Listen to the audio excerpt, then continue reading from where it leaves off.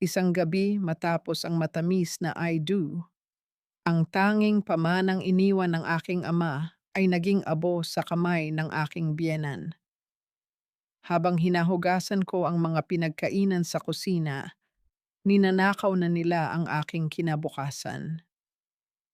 Utang na loob mo sa amin ang apelyidong ito, sabi ni Doña Brigida habang hawak ang aking passbook. Ngunit hindi nila alam, ang bawat tahi ng aking karayom ay simula ng kanilang pagkawasak. Sino ang magwawagi? Ang kasakiman o ang katotohanang matagal ng ibinaon? Sa ilalim ng malamig na liwanag ng bumbilya sa kusina, kung saan ang amoy ng napanis na pagkain mula sa handaan ay humahalimuyak sa hangin, doon ko natanto na ang kasal na aking pinangarap ay isa palang marangyang bilangguan. Araw pa lamang matapos ang maringal naming pag-iisang dibdib ni Mon, ngunit ang katawan ko ay tila pag-aari na ng mga ilustre.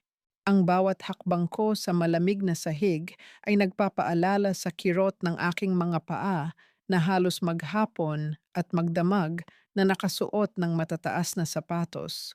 Ngunit mas masakit ang bawat tusok ng karayom sa aking mga daliri. Hawak ko ang gown ni Carmina, ang kapatid ni Mon, na kailangang ayusin bago sumikat ang araw dahil gagamitin daw ito sa isang mahalagang pagtitipon. Isang simpleng mananahi lamang ako mula sa Pampanga at sa pananaw nila, ang tanging halaga ko rito ay ang aking mga kamay na sanay sa pagtitiis.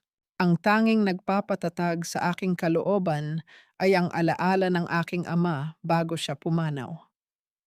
Sa aking isipan, nadarama ko pa ang magagaspang niyang palad nang iabot niya sa akin ang isang lumang kahon. Doon nakatago ang bunga ng 30 taon niyang pagtatrabaho bilang isang hamak na sekretarya sa munisipyo. 12 milyong piso. Isang halagang hindi ko kailanman inakalang magkakaroon ako, ngunit ito ang kanyang huling hiling. Ang huwag akong yuyuko kanino man, lalo na sa pamilya ng lalaking aking pakakasalan. Subalit sa sandaling iyon, habang ang buong bahay ay natutulog, isang pamilyar na boses mula sa katabing silid ang bumasag sa katahimikan ng madaling araw. Ang pera ay para sa mga ilustre, hindi para sa anak ng isang kawatan. Ang malamig at mapang-uring tinig ni Doña Brigida ay tumagos sa manipis na dingding, tila isang patalim na dahan-dahang humihiwa sa aking pagkatao. Napatigil ang aking mga kamay.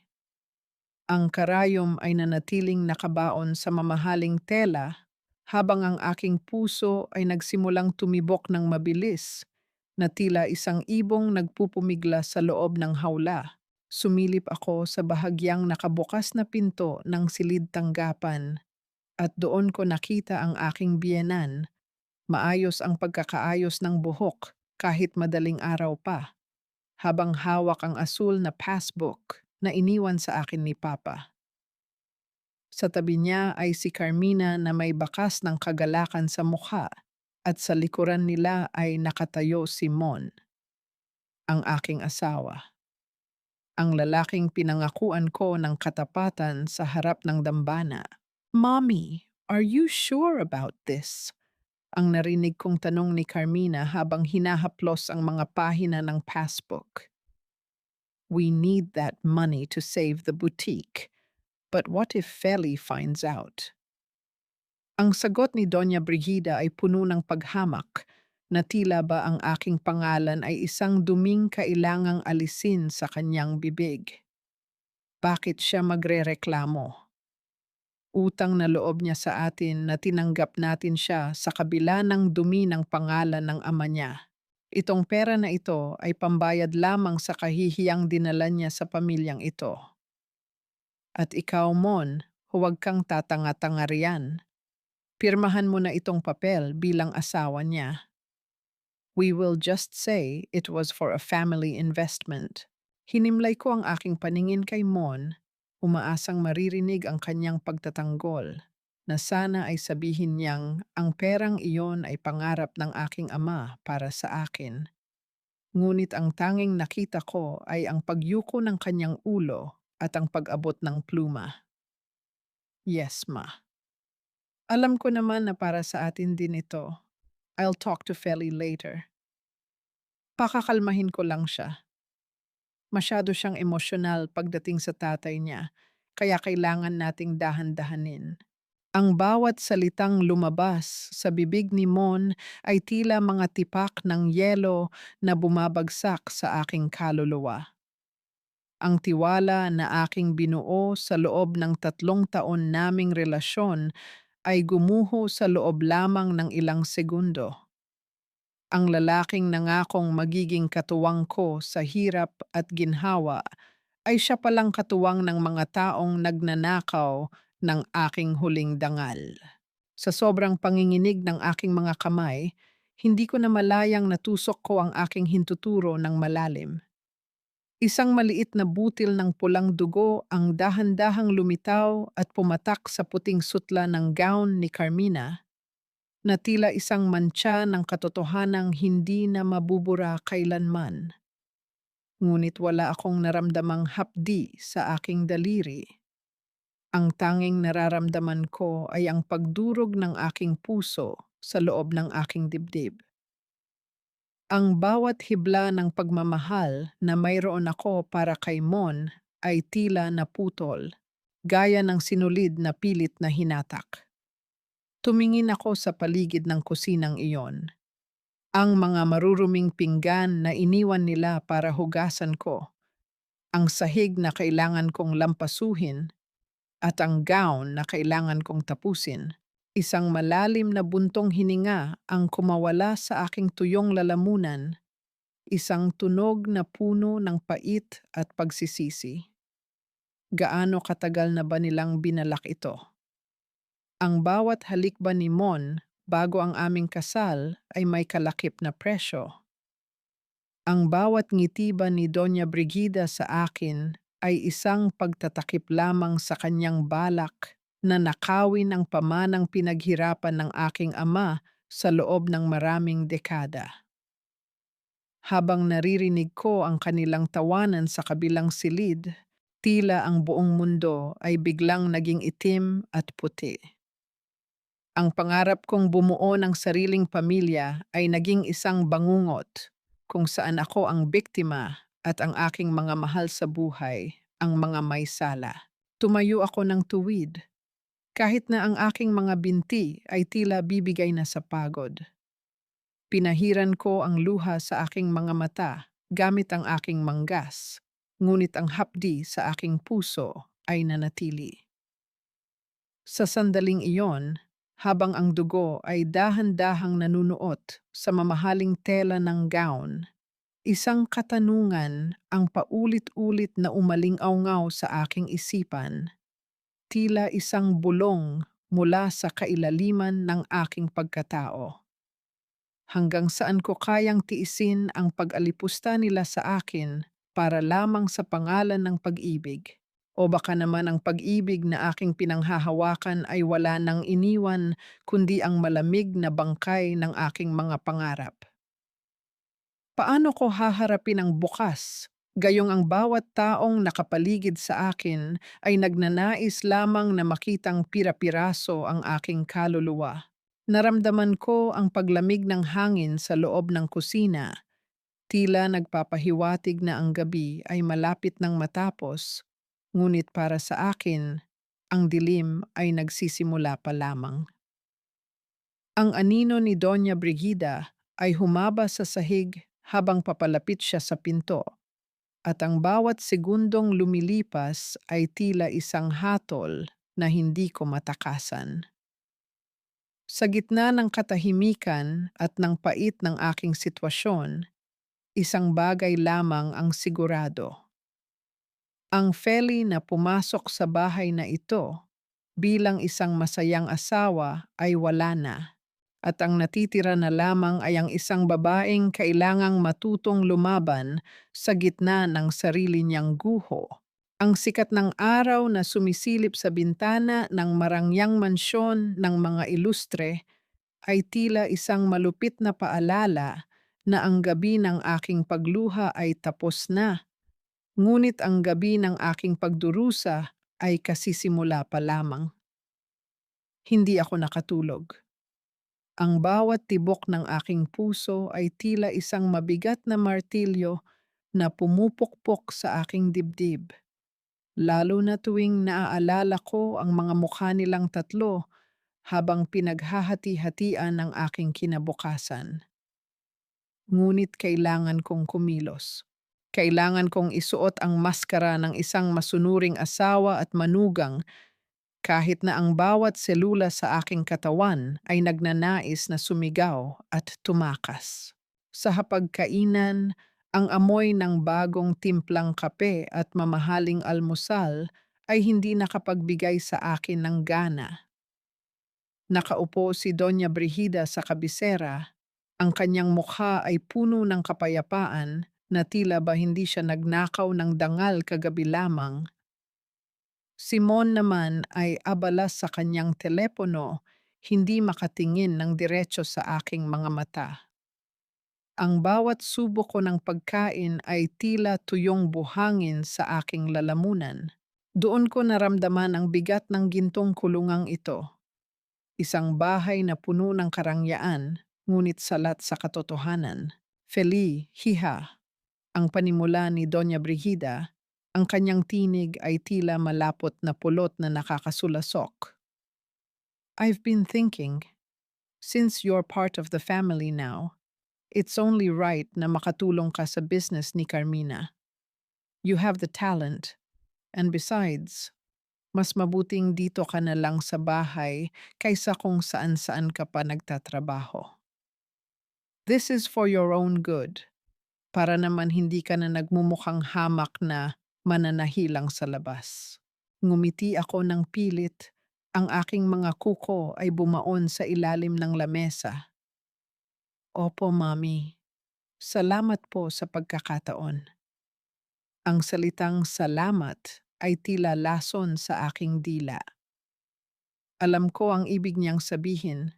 Nais nila akong ikulong sa ilalim ng kanilang mga mata para masigurong hindi ko malalaman ang ginawa nila sa aking pera. Nais nilang gawin akong isang aliping may magandang damit.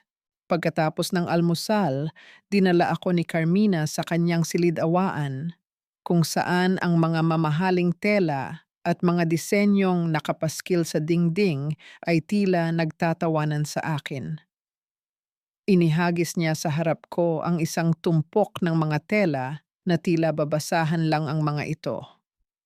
Ang bawat kilos niya ay puno ng kayabangan. Ang bawat salita ay may dalang insulto na nakabalot sa plastic na pag-aalala. Make sure na maayos ang pagkakatahi niyan, Feli.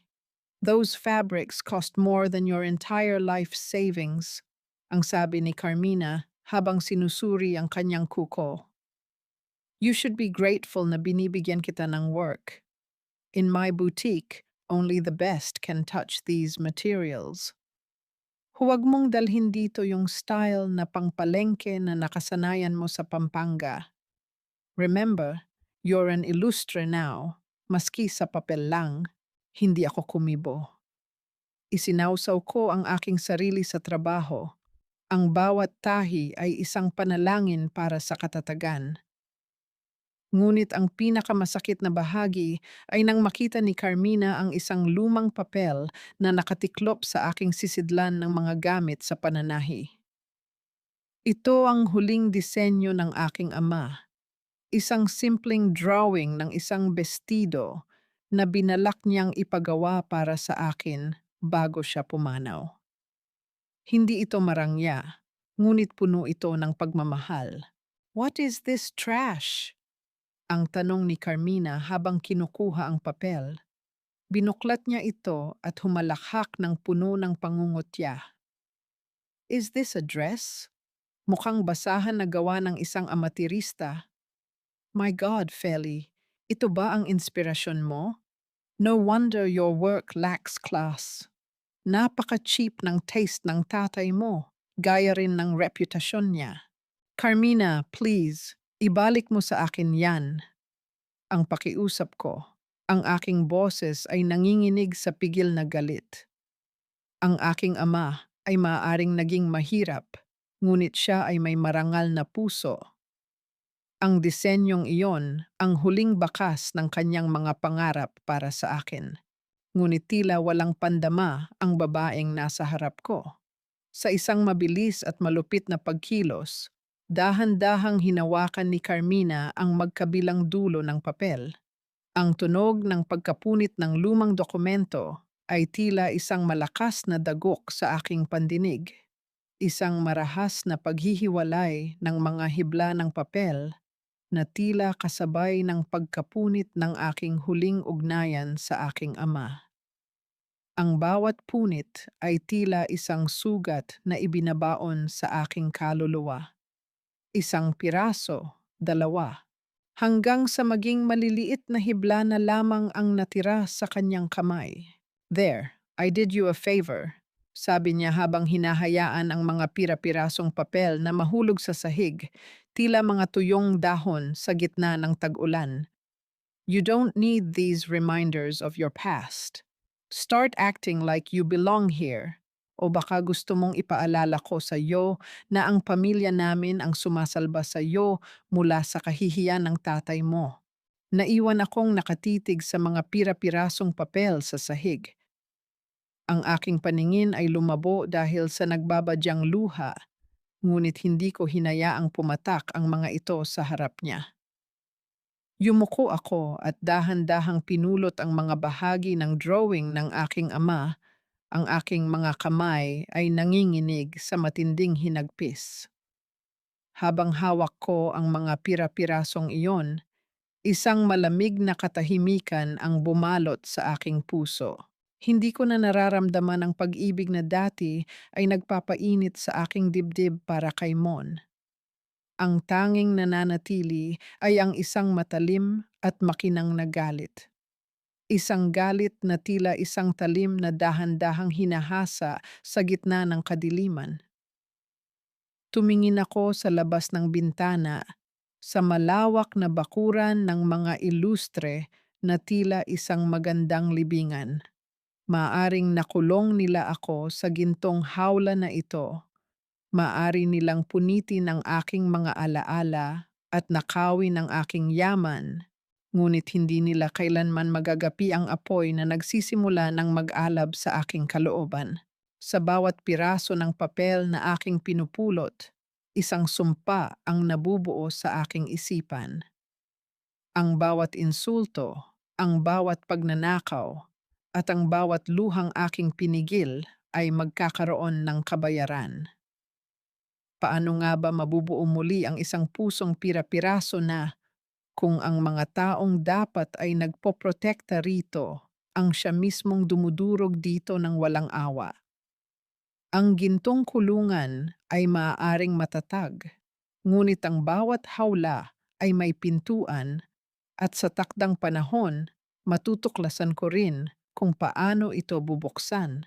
Ang mga anino sa loob ng silid-aklatan ni Doña Brigida ay tila mga buhay na saksi sa mga lihim na pilit itinatago sa ilalim ng mga mamahalin at antigong kasangkapan. Habang ang lahat ay abala sa kani-kanilang mga gawain, narito ako, bitbit ang basahan at panlinis, ngunit ang aking puso ay tila isang magnanakaw na naghahanap ng katarungan sa loob ng sarili kong bilangguan.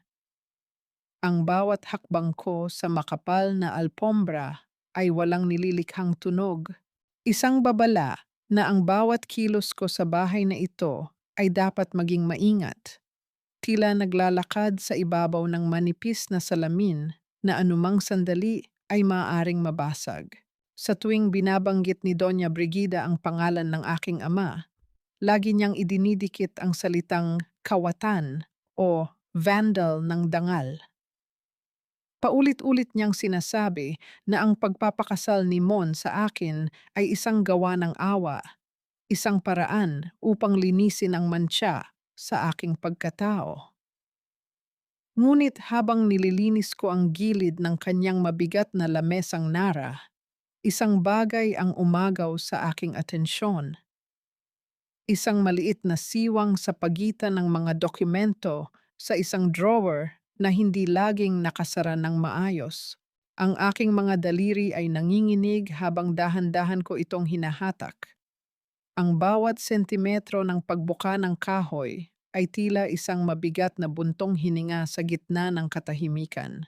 Sa loob ng drawer, sa ilalim ng mga resibo ng alahas at mga sertipiko ng lupa, ay may isang lumang folder na may kulay ng tuyong dahon.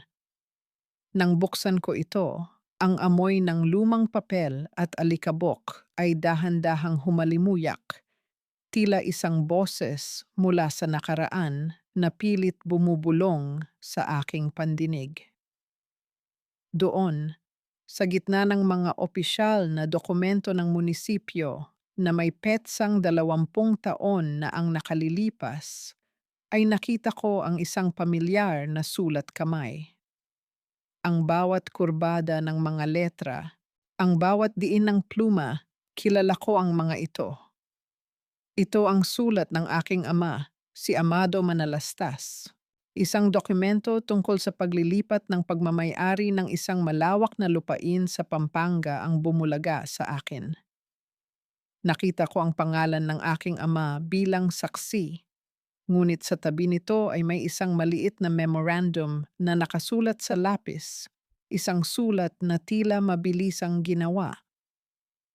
Amado refuses to sign the secondary audit. Need to finalize the transfer before he reports the discrepancy. Ang sulat na iyon ay hindi kay Papa. Ito ay ang matalas at maautoridad na sulat kamay ni Doña Brigida. Naramdaman ko ang biglang paglamig ng aking mga palad habang binabasa ang sumunod na pahina. Isang ulat ng investigasyon na nagsasabing si Amado Manalastas ang nagmamanipula ng mga dokumento upang magnakaw ng pondo. Ngunit sa likod nito ay nakakabit ang orihinal na kopya na may pirma ni Doña Brigida bilang head ng Records Division noon. Malinaw pa sa sikat ng araw, ang aking ama ay hindi nagnakaw. Siya ang nakadiskubre ng pagnanakaw. Ang vandal ng dangal na lagi nilang ibinibintang sa kanya ay isang maskarang sila mismo ang gumawa at isinuot sa kanya upang iligtas ang kanilang sariling mga balat. Ang bawat salitang aking nababasa ay tila isang matulis na karayom na tumutusok sa aking lalamunan na ginagawang mahirap ang bawat paglunok. Ang aking ama ay namatay na may bitbit na kahihiyang hindi sa kanya. Nabuhay siya sa pagtitipid at pangungutya habang ang mga taong nakapaligid sa akin ngayon ay nagpapakasasa sa yamang ninakaw nila mula sa mga taong pinagkatiwalaan sila. Ang 12 milyong piso na iniwan ni Papa. Hindi lang iyon ipon, iyon ay ang bawat patak ng kanyang pawis at dugo na pilit niyang isinalba mula sa mga ganid na ito upang masigurong hindi ako magiging biktima gaya niya. Sa tindi ng aking emosyon, hindi ko na malayang nayakap ko na ang folder sa aking dibdib. Habang ang aking mga mata ay dahan-dahang napupuno ng luha ng matinding pait at pagngangalit. Gusto kong sumigaw. Gusto kong itanong sa langit kung bakit hinayaan ng ganitong kawalang katarungan. Ngunit bago pa man makawala ang isang hikbi mula sa aking bibig, ang katahimikan ng silid ay nabasag ng isang banayad na tunog ng pagpihit ng doorknob. Ang dahan-dahang pag-ungol ng pintong bumubukas ay tila isang babala ng paparating na unos. Agad akong napatayo ng tuwid, ngunit huli na upang itago ang folder sa aking likuran. Ang liwanag mula sa pasilyo ay lumikha ng isang mahabang anino na gumapang sa sahig hanggang sa maabot ang aking mga paa. Feli, anong ginagawa mo rito sa gamit ni Mommy? Ang tinig ni Mon ay mababa at puno ng pagtataka, ngunit may kasama itong talim na hindi ko maipaliwanag. Nakatayo siya sa may pintuan, ang kanyang mga mata ay nakatuon sa folder na pilit kong ikinukubli. Ang hangin sa loob ng silid ay tila biglang naubos at ang tanging naririnig ko na lamang ay ang mabilis at malakas na pagtibok ng aking puso na tila nagnanais na kumawala sa aking dibdib. Paano ko ipapaliwanag ang hawak kong katotohanan sa lalaking bahagi ng kasinungalingang ito? Napatigil ang mundo sa paligid ko habang nakatitig ako sa mga mata ni Mon. Ang folder na hawak ko ay tila nagbabaga, isang piraso ng katotohanang sapat na upang sunugin ang buong pundasyon ng bahay na ito. Ngunit sa halip na galit, isang malamig at kalkuladong katahimikan ang namayani sa pagitan naming dalawa. Ang liwanag mula sa bintana ay nagbibigay ng anino sa kalahati ng mukha ni Mon, dahilan upang magmukha siyang isang estranghero sa aking paningin, isang lalaking hindi ko nakilala. Dahan-dahang lumapit si Mon sa akin. Ang kanyang mga hakbang ay banayad at walang ingay sa ibabaw ng alpombra. Hindi niya sinubukang hablutin ang folder. Sa halip, inabot niya ang aking nanginginig na kamay at marahang hinaplos ang aking mga daliri.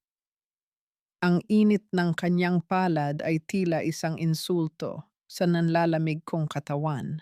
Feli, babe, bakit ka ba nandito sa mga gamit ni Mommy?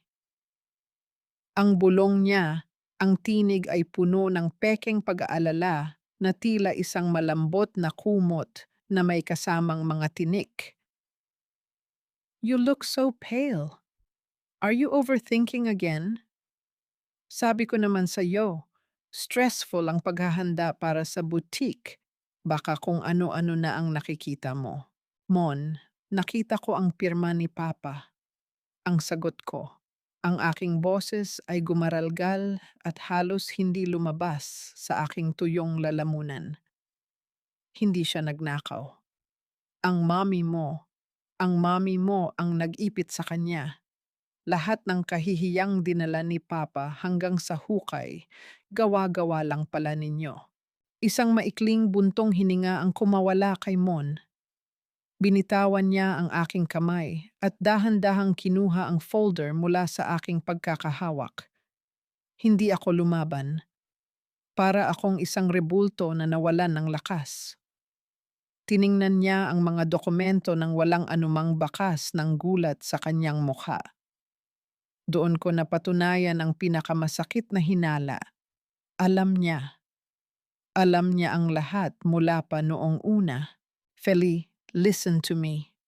Sabi ni Mon habang isinasara ang folder at inilalagay ito sa likod ng kanyang katawan. Masyado kang nagpapadala sa emosyon. What happened 20 years ago was complicated. Ginawa lang ni Mommy ang kailangan para protektahan ng pamilya. At ngayon, ginagawa rin namin ito para sa atin.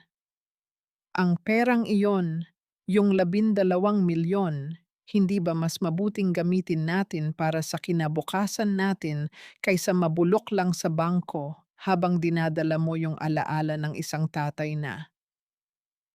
Let's face it, Feli. Kahit anong gawin mo, patay na siya. Pero dangal niya ang kinuha ninyo, Mon. Ang sigaw ko, isang emosyong pilit kong ikinubli, ngunit ngayon ay sumabog na tila isang dam na nawalan ng harang. Pinanood ninyo siyang mamatay sa lungkot at kahihiyan habang kayo nagpapakasasa sa nakaw na yaman. At ngayon, pati ako, ninanakawan ninyo? Biglang nagbago ang ekspresyon ni Mon. Ang lambot sa kanyang tinig ay napalitan ng isang talim na tila humihiwa sa aking kaluluwa. Humakbang siya ng mas malapit, sapat na upang maramdaman ko ang init ng kanyang hininga sa aking mukha. Ninakawan? Feli, Be careful with your words, ang sabi niya. Ang bawat salita ay binibigkas ng may bigat na tila isang banta. You are an illustre now. Everything I have, you have. Everything my family owns, you benefit from it. Are you really going to destroy our marriage for a pile of old papers? Gusto mo bang maging praning gaya ng tatay mo? Gusto mo bang layuan ka ng lahat dahil sa pag-aeskandalo mo? Hinawakan niya ang aking mga balikat. Hindi marahas, ngunit sapat na upang hindi ako makagalaw. Think about it, Feli. Isang salita mo lang, pwedeng mawala ang lahat. Ang pangalan mo, ang buhay na ibinigay namin sa yo, at pati na rin ako. Is your dead father's ghost more important than your living husband? Ang mga salita ni Mon ay tila mga lason na dahan-dahang nananalatay sa aking isipan. Sinusubukan niyang baligtarin ang mundo. Pinalalabas na ako ang may mali, na ako ang sumisira sa aming pagsasama dahil sa paghahanap ng katarungan. Ito ang pinakamatinding uri ng sakit. Ang marinig mula sa taong mahal mo na ang iyong nararamdaman ay walang halaga, na ang iyong katotohanan ay isang uri lamang ng kabaliwan. Naramdaman ko ang pagpatak ng isang mainit na luha sa aking pisngi, ngunit hindi ko ito pinunasan. Nakatingin ako sa kanya, sinusubukang hanapin ang lalaking pinakasalan ko, ngunit ang tanging nakikita ko ay isang anino ng kasinungalingan. Ang library na puno ng mga aklat at kasaysayan ay tila naging isang masukal na gubat kung saan wala akong mapagtataguan. Dahan-dahang kumalas si Mon at ibinalik ang folder sa drawer. Magpahinga ka na, Feli. I'll tell mommy na napadaan ka lang dito para maglinis. Let's forget this ever happened. Para sa atin din ito. Para sa pamilya natin. Habang papalabas siya ng silid, naiwan akong nakatayo sa gitna ng katahimikan. Ang hangin sa loob ay tila naging mas mabigat. Bawat hininga ko ay tila may kasamang abo. Tumingin ako sa drawer kung saan muling ibinaon ang dangal ng aking ama. Sa bawat segundo ng katahimikang lumilipas, isang tanong ang paulit-ulit na humahampas sa aking isipan, tila mga alon sa gitna ng isang malakas na bagyo. Kung ang pag-ibig ay nangangahulugan ng pagtalikod sa katotohanan at ang pamilya ay nangangahulugan ng pakikipagsabwatan sa kasamaan, may natitira pa bang dahilan para manatili ako sa tabi niya? O ang bawat yakap ba niya mula ngayon ay magsisilbing paalala lamang na sa bawat gabi ng aming pagsasama, ako ay natutulog sa tabi ng isang kaaway na handang pumatay ng dangal para sa isang dakok na ginto? Ang bigat ng mga salita ni Mon ay tila mga kadenang nakagapos sa aking binti habang tinatahak ko ang bawat sulok ng mansyon. Noong mga unang araw ko rito, ang bawat disenyo ng kisame at ang kinang ng mga chandelier ay tila isang pangarap. Ngunit ngayon, ang lahat ng ito ay tila mga mata ng isang mapanuring hukom na nakatitig sa bawat galaw ko. Ang gaslighting ni Mon ay nag-iwan ng isang malalim na sugat.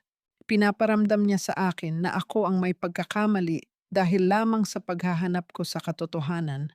Habang naglalakad ako patungo sa likurang bahagi ng mansyon, kung saan naroon ang labahan at ang malawak na sampayan, naramdaman ko ang malamig na simoy ng hangin na tila humahalik sa aking basang pisngi. Doon ko nakita si Lola Idang, ang matandang katulong na tila naging anino na lamang sa bahay na ito sa loob ng mahabang panahon.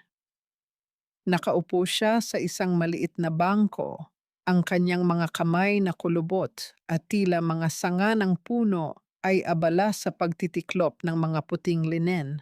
Ang bawat kilos niya ay puno ng pag-iingat. Tila ba ayaw niyang makalikha ng anumang abala sa mundong ito ng mga ilustre. Dahan-dahan akong lumapit at naupo sa tabi niya. Hindi siya tumingin sa akin, ngunit naramdaman ko ang bahagyang paggalaw ng kanyang mga balikat. Sa gitna ng katahimikan, ang tanging maririnig ay ang banayad na paghampas ng mga tela sa hangin at ang mahina, halos hindi marinig na paghinga ng matanda. Lola Idang, ang tawag ko. Ang aking boses ay halos isang bulong lamang. Matagal na po kayo rito, di ho ba? Kilala niyo po ba si Papa? Si Amado Manalastas? Napatigil ang mga kamay ni Lola Idang. Ang isang piraso ng punda na hawak niya ay dahan-dahang nalaglag sa kanyang kandungan. Tumingin siya sa akin at sa kanyang mga mata na tila may ulap ng katandaan, nakita ko ang isang bagay na hindi ko inaasahan. Takot. Isang matinding takot na tila nakabaon na sa kanyang kaluluwa sa loob ng 2 dekada. Hiha, ang simula niya, ang kanyang tinig ay tila mga tuyong dahon na nagkikiskisan.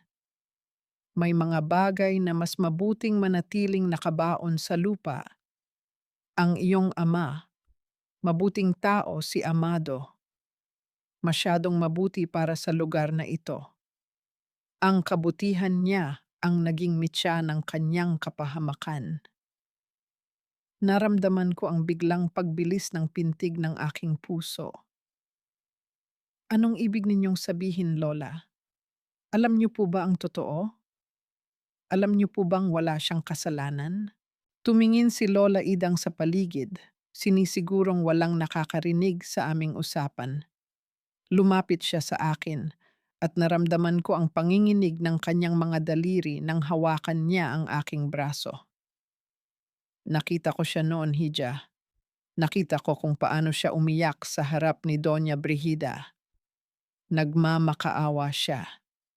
Hindi para sa pera, kundi para sa katotohanan. Ngunit ang mga ilustre, marami silang galamay. Ang mga dokumentong hawak niya biglang naglaho. At ang pinalit nila ay ang mga kasinungalingang pumatay sa kanyang dangal. Emjedal, bago pa man ako makapagtanong muli, ang katahimikan ng paligid ay nabasag ng isang kakaibang pangyayari.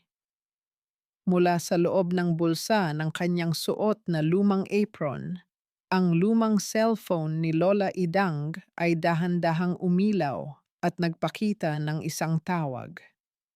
Ang pag-vibrate nito sa ibabaw ng kanyang binti ay lumikha ng isang banayad na tunog sa katahimikan ng hapon. Nang makita ni Lola Idang ang pangalan sa screen, ang kanyang mukha na dati nang maputla ay tila nawalan na ng huling bakas ng dugo.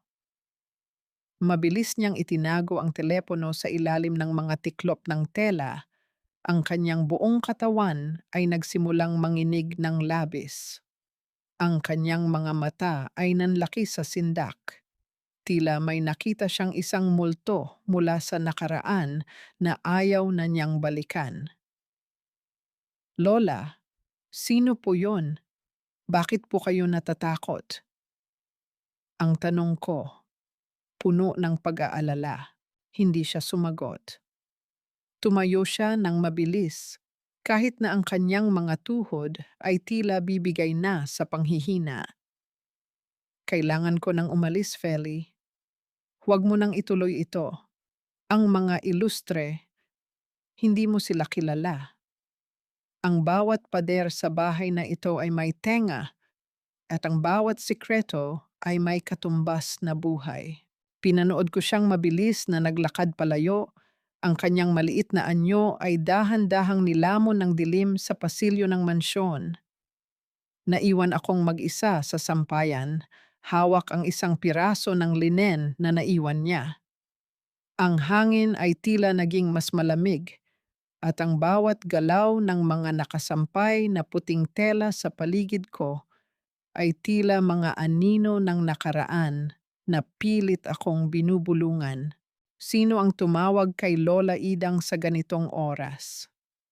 At anong sikreto ang itinatago ng matandang iyon na sapat na upang manginig siya sa takot sa harap ko? Habang nakatingin ako sa malawak na bakuran, isang matinding pakiramdam ng panganib ang dahan-dahang gumapang sa aking balat. Ang 12 milyong piso ay tila naging maliit na bagay na lamang kumpara sa malalim na balon ng kasamaan na unti-unti kong natutuklasan. Ang bawat hibla ng katotohanan na aking nahahawakan ay tila isang mitya na dahan-dahang nagniningas patungo sa isang malaking pagsabog. Paano ko malalabanan ng mga taong ang kapangyarihan ay nakaugat sa pananakot at pagmamanipula? Sa gitna ng masukal na mundong ito ng mga ilustre, mayroon pa ba akong matatagpuang kakampi o ang bawat taong lalapitan ko ay magiging biktima rin ng kanilang malupit na laro?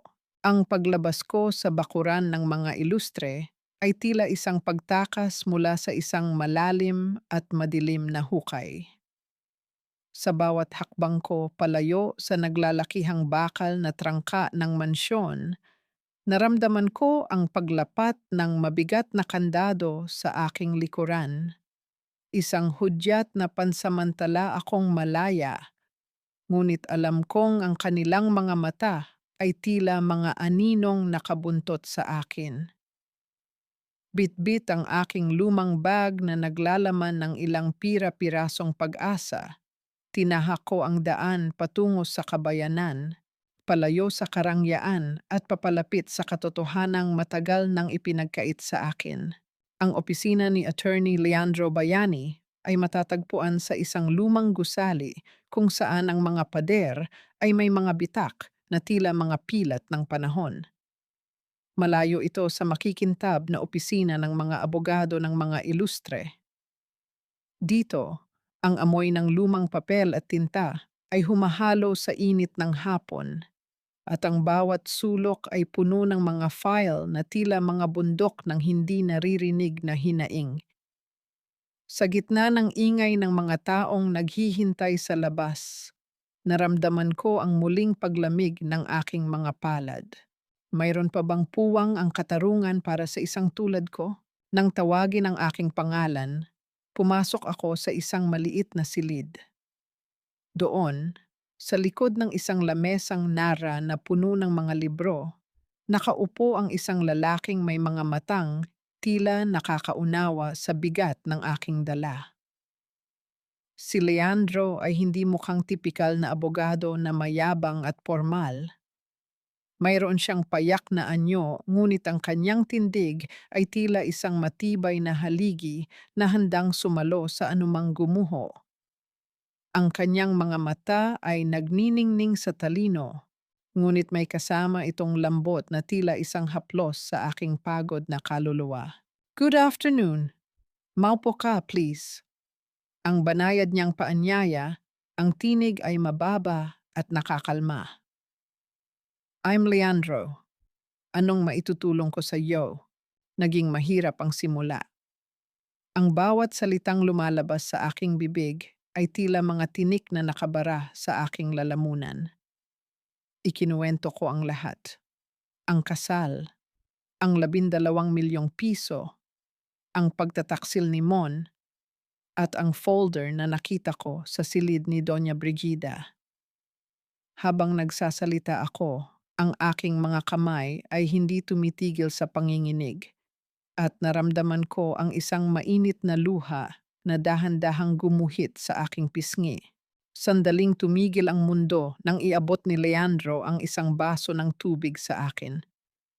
Ang kanyang mga daliri ay bahagyang dumampi sa aking kamay. Isang maliit na kilos ng malasakit na sa bahay ng mga ilustre ay kailanman hindi ko naramdaman. Legal matters take time, Faylie, but truth has its own way of surfacing, ang sabi niya habang tinititigan ang aking mga mata.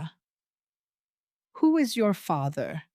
Para malaman ko kung saan tayo magsisimulang maghanap ng record. "Amado Manalastas po."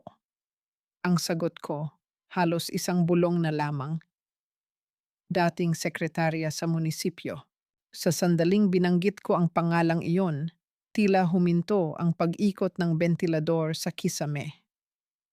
Ang bawat pahina ng papel na kanina ay dahan-dahang gumagalaw sa hangin ay tila naging estatwa sa katahimikan.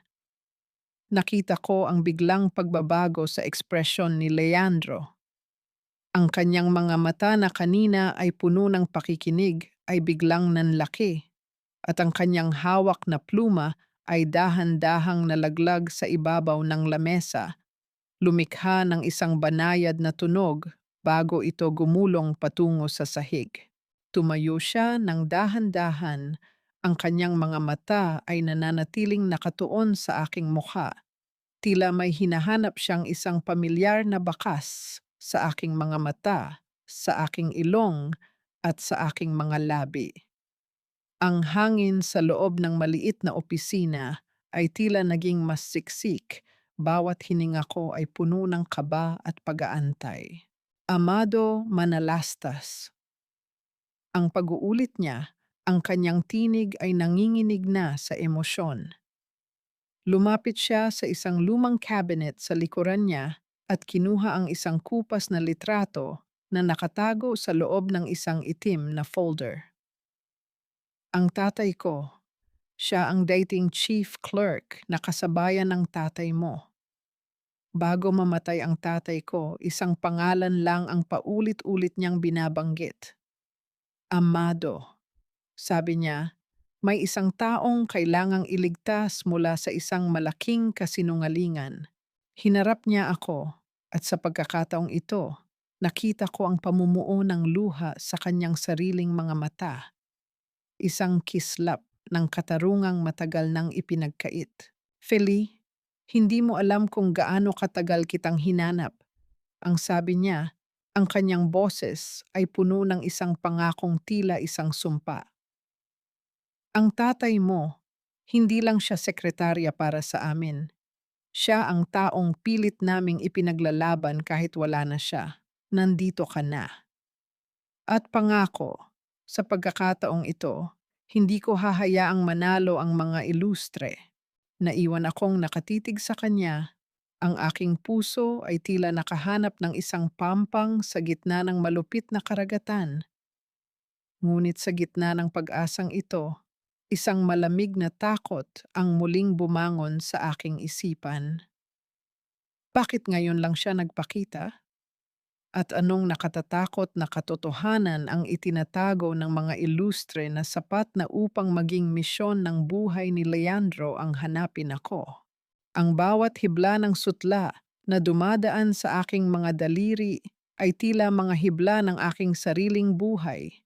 Marupok, madulas, at madaling mapigtas sa ilalim ng matinding tensyon. Sa loob ng marangyang butik ni Carmina, ang hangin ay puno ng amoy ng mamahaling tela at kemikal mula sa mga bagong tina. Ngunit para sa akin, ito ay amoy ng isang piitan na pinalamutian ng mga lace at beads.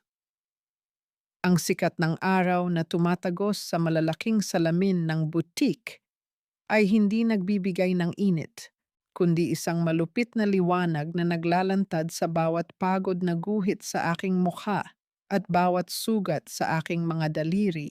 Ang makina sa aking harap ay naglalabas ng isang paulit-ulit na tunog ng mekanikal na pagtahi, isang mabilis na pag-akyat at pagbaba ng karayom na tila ba tinatadtad ang katahimikan ng maliit na silid sa likod ng butik. Dito ako ikinukulong ni Carmina araw-araw, malayo sa mga mata ng mga mayamang kliyente upang gawin ang mga disenyong inaangkin niya bilang kanya. Ang bawat tahi ko ay isang sakripisyo, isang piraso ng aking kaluluwa na ibinibigay ko sa pamilyang walang ginawa, kundi tapakan ang aking dangal. Feli, dalian mo dyan. Ang tagal-tagal mo namang tapusin yang embroidery. Ang matinis na boses ni Carmina ay pumasok sa silid, Kasunod ang tunog ng kanyang matitigas na takong sa makintab na sahig. That VIP client is coming in 30 minutes. Make sure na mukhang kutsura yan at hindi gawang probinsya. Remember, I promised her an illustre original. Tumigil ang aking mga kamay, ngunit nanatili akong nakayuko. Ang salitang illustre original ay tila isang mapait na biro. Lahat ng nakadisplay sa labas, ang mga gown na pinupuri ng mga socialite, ay bunga ng aking puyat at pagod. Ngunit sa tuwing may magtatanong, buong ningning na sasabihin ni Carmina na siya ang nagdisenyo ng lahat. Opo, Carmina, malapit na po. Ang tanging naisagot ko, ang aking tinig ay tila isang malamig na abo. Good. And make sure to hide your tools after. Ayaw kong makita ng client na may hamak na mananahi sa backroom ko. Dagdag niya bago siya lumabas. Ang kanyang tawa ay tila mga basag na salamin sa aking pandinig. Habang ipinagpapatuloy ko ang pagtatahi, naramdaman ko ang isang mainit na luha na dahan-dahang pumatak mula sa aking mata. Bumagsak ito sa puting-puting sutla ng gown na aking ginagawa, dahan-dahang nanuot sa mga hibla nito, na tila isang mantsa ng hinagpis na hindi kayang burahin ng anumang sabon. Ang bawat patak ng aking luha ay simbolo ng aking pagkaalipin. Habang pilit nilang itinatago ang aking pagkatao, ang aking gawa ang nagbibigay sa kanila ng ningning. Ngunit ang tunay na dagok ay dumating ng sandaling lumabas si Carmina upang sagutin ang isang tawag sa kanyang telepono. Dahil sa manipis na harang ng silid, malinaw kong narinig ang bawat salita, ang bawat tono ng kanyang boses na puno ng desperasyon at panloloko. I told you, I'll have the money tomorrow. Ang sigaw ni Carmina, ang kanyang boses ay nanginginig sa takot. Nakuha na ni Mommy yung 12 milyon mula sa savings ng tangang babaeng yon. Yes, the full amount. I'll pay my casino debt and the interest. Just give me one more day. Hindi nyo na kailangang pumunta rito sa boutique. Tila tumigil ang pagdaloy ng dugo sa aking mga ugat. Ang karayom na hawak ko ay dahan-dahang nalaglag mula sa aking mga daliri at tumama sa sahig, isang tunog na tila hudyat ng pagtatapos ng aking pasensya. Ang 12 milyong piso, ang pamanang iniwan ng aking ama, ang perang bunga ng 30 taon ng kanyang pagtitiis at pangungutya, ay hindi ginagamit para sa family investment, gaya ng sabi ni Mon. Hindi ito para sa kinabukasan naming dalawa. Ginamit ito ni Carmina pambayad sa kanyang utang sa sugal. Ang bawat sentimo na dapat ay magbibigay sa akin ng kalayaan ay ginagamit lamang upang suportahan ang marangya at mapanlinlang na buhay ng aking mga kaaway. Ang aking ama ay namatay na nagtitipid, halos hindi bumibili ng bagong damit para lamang magkaroon ako ng magandang buhay. At ngayon, ang kanyang sakripisyo ay itinatapon lamang sa mesa ng sugalan.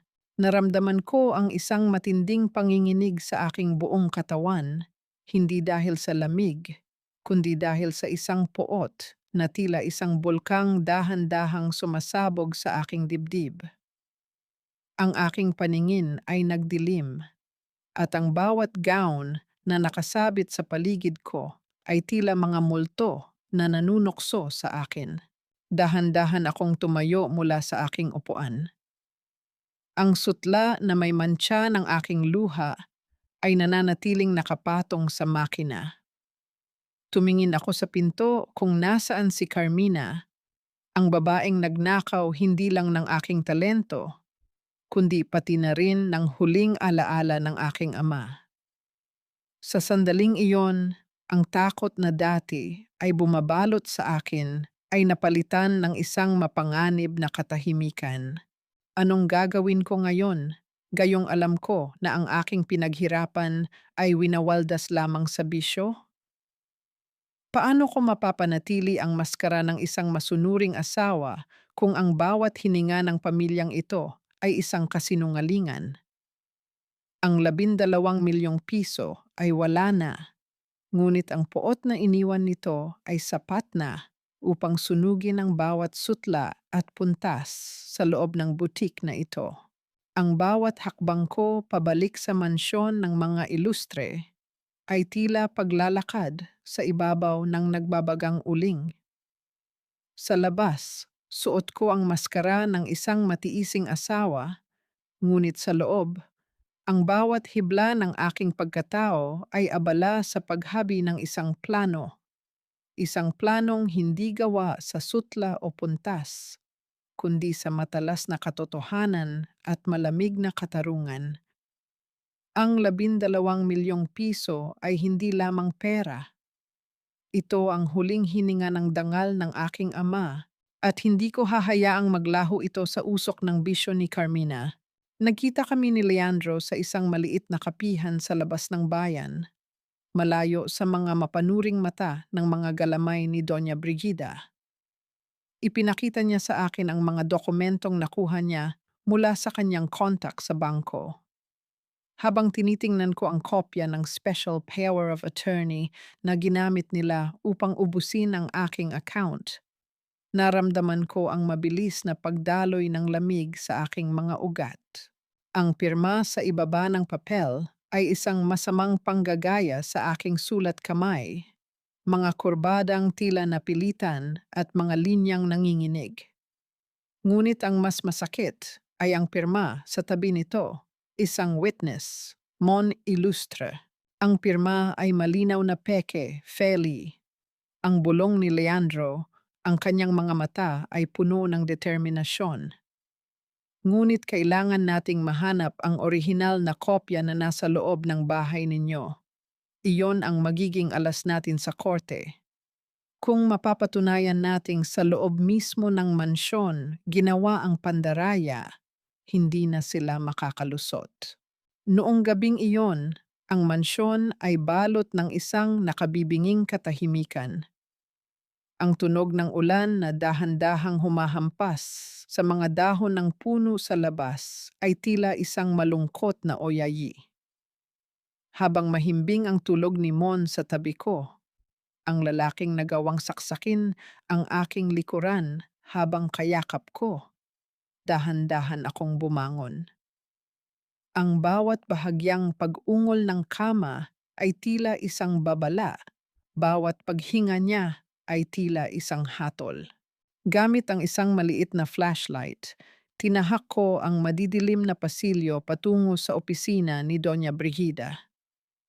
Ang amoy ng kanyang mamahaling pabango ay tila nananatili pa rin sa hangin, isang amoy na nagpapaalala sa akin ng kapangyarihan at panlilinlang. Sa loob ng silid, ang bawat anino ay tila isang kaaway na nagtatago. Dahan-dahan kong binuksan ang drawer na nakita ko noon. Ang aking mga kamay ay nanginginig. Bawat galaw ay puno ng pag-iingat upang hindi makalikha ng anumang ingay na gigising sa mga taong natutulog sa itaas. Nahanap ko ang asul na folder. Sa loob nito, nakalakip ang orihinal na pekeng SPA kasama ang mga resibo ng kasino na may pangalan ni Carmina. Inilabas ko ang aking telepono.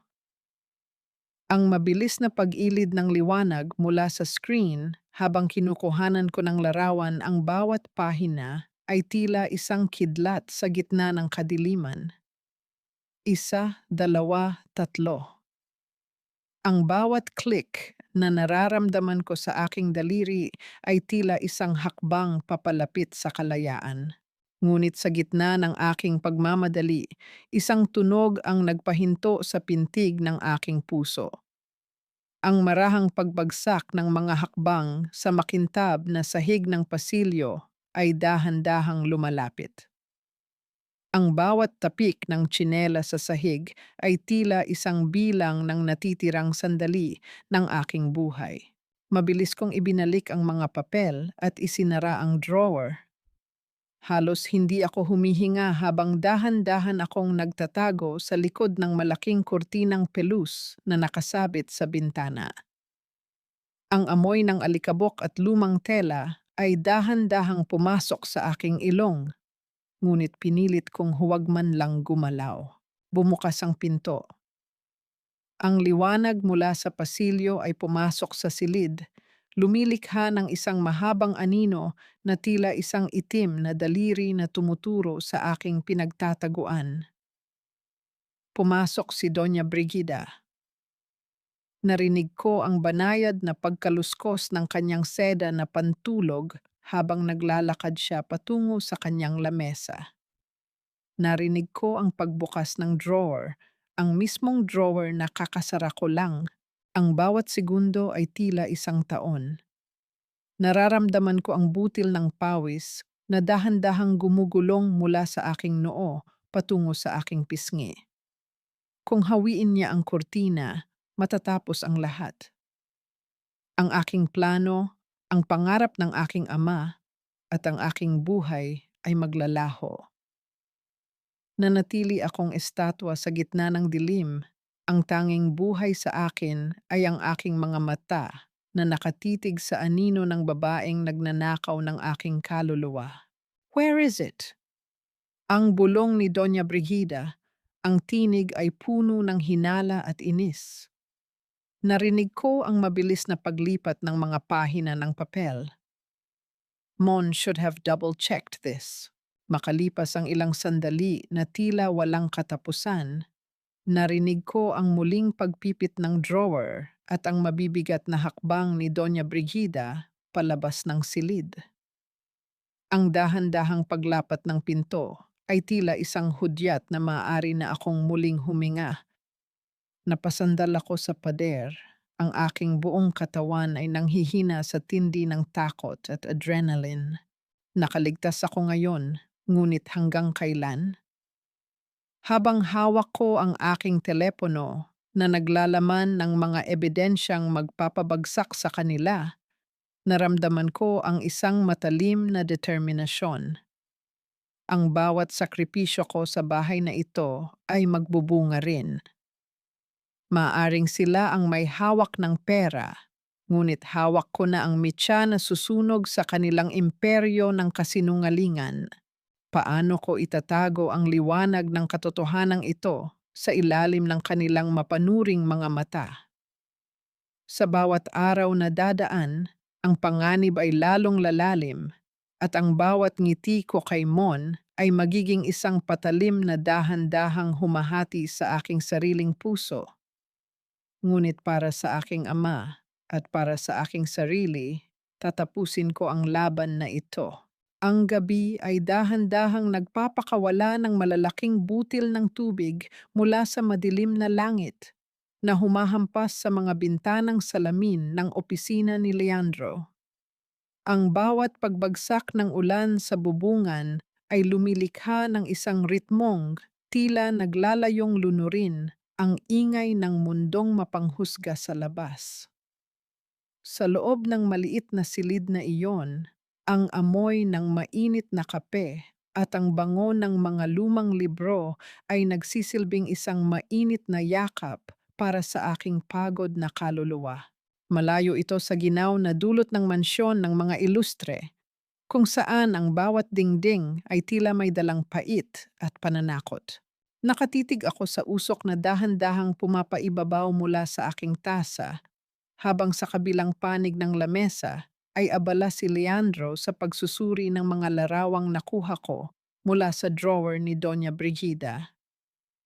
Ang liwanag ng lampara ay nagbibigay ng isang banayad na kislap sa kanyang mga mata, na sa sandaling iyon ay hindi lamang puno ng talino, kundi ng isang malalim na pag-unawa. Ramdam ko ang panginginig ng aking mga balikat, hindi dahil sa lamig ng aircon, kundi dahil sa bigat ng katotohanang pasan-pasan ko. "You're shivering, Feli," ang banayad na puna ni Leandro. Tumayo siya at dahan-dahang kinuha ang kanyang suot na jacket. Isinampay niya ito sa aking mga balikat, at ang init na nagmumula sa tela ay tila dumaloy hanggang sa aking puso. Huwag mong pilitin ang sarili mo na maging matatag sa bawat segundo. Dito, sa harap ko, pwedeng-pwede kang mapagod. Salamat, Leandro. Ang tanging naisagot ko, ang aking boses ay halos isang bulong na lamang na hinaluan ng pasasalamat. Minsan, nakakalimutan ko na kung paano ang pakiramdam na may nagpoprotekta sa akin nang walang hinihinging kapalit. Simula nang mawala si Papa, parang lagi na lang akong naglalakad sa gitna ng bagyo nang walang masisilungan. Naupo muli si Leandro, ngunit sa pagkakataong ito ay mas malapit na siya. Hinawakan niya ang aking kamay na nakapatong sa lamesa, isang haplos na tila nagbibigay ng kuryente sa aking mga ugat, ngunit sa paraang nakakalma. Alam mo, naaalala ko pa ang sinabi ni Papa tungkol sa tatay mo. Sabi niya, si Amado raw ang taong kahit isang pirasong tinapay na lang ang itira para sa sarili niya, ibibigay pa niya sa mas nangangailangan. He was a man of pure heart, Feli. Kaya siguro ganito na lang ang galit ni Doña Brigida sa kanya. Ang kadiliman ay laging natatakot sa liwanag. Isang maliit na ngiti ang dahan-dahang gumuhit sa aking mga labi, ang aking golden moment sa gitna ng kapighatian. Ipinikit ko ang aking mga mata at naramdaman ko ang presensya ng aking ama, na tila ba sa pamamagitan ng mga salita ni Leandro ay muli siyang nabuhay sa aking tabi. Ang bawat magandang alaala ng aking pagkabata ay tila isang gamot na dahan-dahang nagpapahilom sa mga sugat na idinulot ng mga ilustre. I promise you, Feli, ang seryosong pahayag ni Leandro, ang kanyang mga mata ay nakatuon sa akin ng may matinding katapatan. Hindi lang natin kukunin ang pera mo, ibabalik natin ang pangalan ni Amado sa kinalalagyan nito. I will be your shield. Walang ilustre ang makakasakit sa iyo hanggat nandito ako. Sa sandaling iyon, ang katahimikan ng gabi ay binalot ng isang damdamin na matagal ko nang kinalimutan. Ang pakiramdam na may halaga ako, hindi bilang isang mananahi o bilang isang kasangkapan, kundi bilang isang babaeng karapat-dapat mahalin at igalang. Ang kilig na aking naramdaman ay hindi tulad ng mabilis na tibok ng puso sa mga nobela. Ito ay isang malalim at payapang kasiguruhan na sa gitna ng unos, hindi na ako nag-iisa. Gayunpaman, sa likod ng mga dokumentong hawak ni Leandro, may isang papel na bahagyang nakasingit na tila hindi niya pa nais ipakita sa akin. Isang pangalan ng isang bank manager ang nakasulat doon na may pulang marka, isang misteryong tila may mas malalim pang koneksyon sa pagkawala ng aking ama kaysa sa inaasahan ko. Ngunit bago ko pa man maitanong ito, ang kailangan ko ng maghanda para bumalik sa mansyon bago pa ako hanapin ni Mon. Nang lumabas ako ng gusali, ang ulan ay dahan-dahan ng tumitila. Naiiwan na lamang ang mga basang kalsada na tila mga salamin sa ilalim ng ilaw ng poste. Naglakad ako patungo sa kanto upang mag-abang ng sasakyan, ngunit bago pa man ako makalayo, naramdaman ko ang isang matalim na tingin mula sa kadiliman. Sa kabilang panig ng kalsada, sa ilalim ng isang malabay na puno ng akasya, ay nakaparada ang isang pamilyar na itim na sasakyan. Ang dahan-dahang pagbaba ng bintana ng sasakyan ay lumikha ng isang malamig na takot sa aking dibdib. Kahit na madilim, malinaw kong nakita ang silhouette ng isang lalaking pamilyar ang tindig, ang anino ni Mon, Nakatitig siya sa akin, ang kanyang mga mata ay tila dalawang baga ng apoy sa gitna ng gabi. Gaano katagal na ba siya roon? Nakita ba niya ang paglabas ko mula sa opisina ni Leandro? Ang bawat tibok ng aking puso ay naging isang babala ng panganib na hindi ko na matatakasan habang ang sasakyan ay dahan-dahang nagsimulang gumalaw, tila isang mandaragit na sumusunod sa kanyang biktima sa gitna ng katahimikan. Akala ko ba ay tapat ka, Felicidad? Tinanggap ka namin sa kabila ng dumi ng iyong nakaraan, ngunit heto ka, tinutuklaw ang kamay na nagpapakain sa iyo. Pinitin ang boses ni Doña Brigida ay dahan-dahang lumutang sa madilim na sala, tila isang malamig na hamog na bumabalot sa aking buong pagkatao. Pagkapasok ko pa lamang sa mansyon mula sa pakikipagkita kay Leandro, bumulaga sa akin ang buong pamilya ilustre na nakatipon sa gitna ng silid. Ang bawat chandelier sa itaas ay tila mga mapanuring mata na nakatitig sa akin, at ang bawat anino sa pader ay tila mga hukumang handa na akong hatulan. Nakatayo ako sa gitna, bitbit ang aking sewing kit na siyang tanging saksi sa aking pagod at puyat. Ang aking mga kamay ay nanginginig habang hinihigpitan ko ang hawak sa buslo ng mga sinulid at karayom. Sa harap ko, si Doña Brigida ay nakaupo sa kanyang trono. Ang kanyang mga daliri ay dahan-dahang hinahaplos ang kanyang mga krus na kwintas.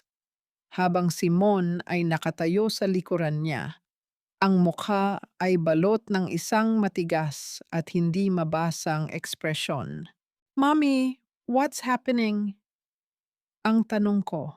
Ang aking tinig ay gumaralgal at tila isang tuyong dahon sa gitna ng katahimikan. Bakit po kayo nakatingin ng ganyan sa akin? Huwag ka nang magkunwari, Feli.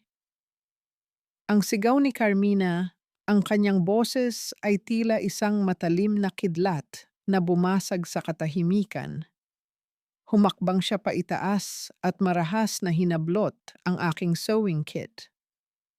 Ang bawat gamit sa loob, ang mga gunting, sinulid at tela, ay dahan-dahang kumalat sa sahig, lumilikha ng isang marahang kalantog ng mga bakal sa ibabaw ng makintab na nara. At doon, sa gitna ng aking mga kagamitan, ay bumulaga ang isang kumikinang na bagay, isang brilyanteng kwintas na pagmamay-ari ni Doña Brigida. Naramdaman ko ang biglang pagdaloy ng yelo sa aking mga ugat. Hindi sa akin yan. Hindi ko alam kung paano napunta iyan dyan. Ang pakiusap ko, ang aking paningin ay lumabo dahil sa biglang pagbugso ng luha. Mon, maniwala ka sa akin. Galing lang ako sa labas, hindi ko kinuha iyan. Tumingin ako kay Mon, umaasang makikita ko ang kahit kaunting tiwala sa kanyang mga mata. Ngunit ang lalaking nangakong magiging katuwang ko ay tumalikod at tumitig sa kawalan. Feli, nakita mo naman, diyan mismo nakuha sa gamit mo, ang sabi niya. Ang tinig ay malamig at walang bahid ng emosyon. I told you to stop being greedy. Hindi ba sapat ang lahat ng ibinibigay namin sa iyo? Isang mapait na tawa ang kumawala sa mga labi ni Doña Brigida. Ang kanyang maskara ng pagiging banal ay dahan-dahang nalaglag, inilalantad ang isang mukhang puno ng malisya at tagumpay. Hija, I treated you like my own daughter. Pinatira kita rito. Binigyan kita ng marangal na pangalan. Pero ang dugong nananalatay sa iyo ay dugong kawatan pa rin. Gaya ng tatay mo, isa kang hamak na mandaraya. Humakbang siya papalapit sa akin. Ang bawat dahan-dahang pagtunog ng kanyang suot na alahas ay tila isang hatol ng kamatayan. Alam ko ang ginagawa mo, Feli. Akala mo ba hindi ko alam na nakikipagkita ka sa abogadong iyon? Akala mo ba matatakot mo ako sa mga lumang papel na nakuha mo? Ang kanyang bulong ay tila isang lason na dahan-dahang nanunuot sa aking isipan. Ngayon tignan natin kung sino ang pakikinggan ng batas. Isang kagalang-galang na ilustre o isang mananahi na nahuling nagnanakaw sa loob mismo ng bahay ng kanyang biyenan? Mula sa dilim ng pasilyo, lumabas ang dalawang lalaking nakauniporme. Ang kanilang mga hakbang ay mabigat at puno ng awtoridad. Inabot ng isa sa kanila ang isang puting papel na may opisyal na tatak, isang warrant of arrest. Ang bawat letra sa papel na iyon ay tila mga itim na uod na gumagapang sa aking paningin. Ang frame-up ay perpekto. Ang kanilang kasinungalingan ay naging isang pader na hindi ko kayang tibagin. Naramdaman ko ang paglapat ng malamig na bakal sa aking mga pulso. Ang bawat pag-ikot ng kandado ay tila hudyat ng pagkawasak ng aking huling pag-asa. Ang pamilyang dapat ay nagpoprotekta sa akin ang siyang nagdala sa akin sa bingit ng kapahamakan. Habang hinihila ako palabas ng mansyon, lumingon ako sa huling pagkakataon. Nakita ko si Doña Brigida na dahan-dahang itinaas ang kanyang kamay upang mag-cruise. Isang kilos ng huwad na kabanalan habang ang isang malupit na ngiti ay nakaukit sa kanyang mga labi. Naiwan ang aking mga gamit sa pananahi na nakakalat sa sahig. Ang mga sinulid na pilit kong binuo ay nagkabuhol-buhol na. At ang bawat pangarap ko ay tila natapakan ng kanilang mga marahas na hakbang. Sa gitna ng dilim ng gabi at ng pait ng aking sitwasyon, isang katanungan ang pilit na humihingi ng kasagutan. Sa oras na ang katarungan ay kontrolado ng mga makapangyarihan, mayroon pa bang puwang ang isang tulad kong nais lamang mabuhay ng may dangal? O ang aking pagkakakulong ang magsisilbing huling tahi sa aking sariling libingan? Ang bawat mahabang sandali sa loob ng madilim na presinto ay tila isang dahan-dahang pagpatak ng asido sa aking natitirang pag-asa.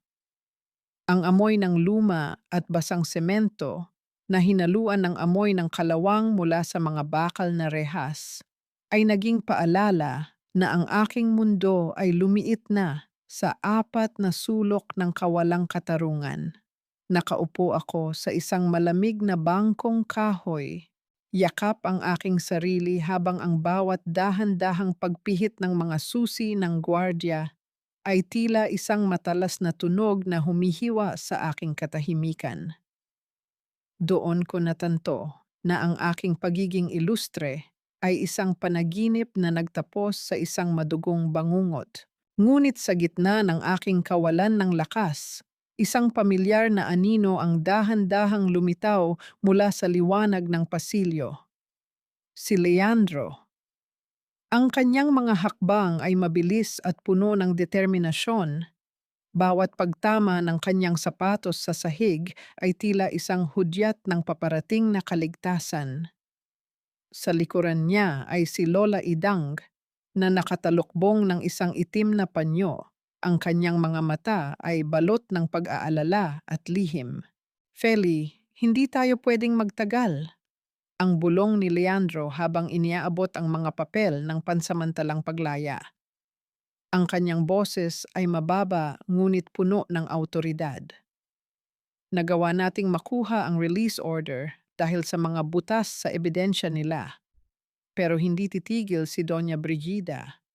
Naghihintay ang mga tauhan nila sa labas. Kailangan nating dumaan sa likod. Sa tulong ni Lola Idang, nakabisado ang bawat sulok ng lumang munisipyo dahil sa mga taon ng paglilingkod. Dahan-dahan kaming lumabas sa isang maliit na pinto na patungo sa isang masukal na eskinita. Ang bawat pag-ungol ng pintong bakal na dahan-dahang bumubukas ay tila isang babala. Ngunit sa pagkakataong ito, ang dilim ay naging kakampi ko. Ang ulan ay dahan-dahang nagsimulang pumatak, tila hinuhugasan ang mantsa ng kahihiyang pilit nilang idinikit sa aking pangalan.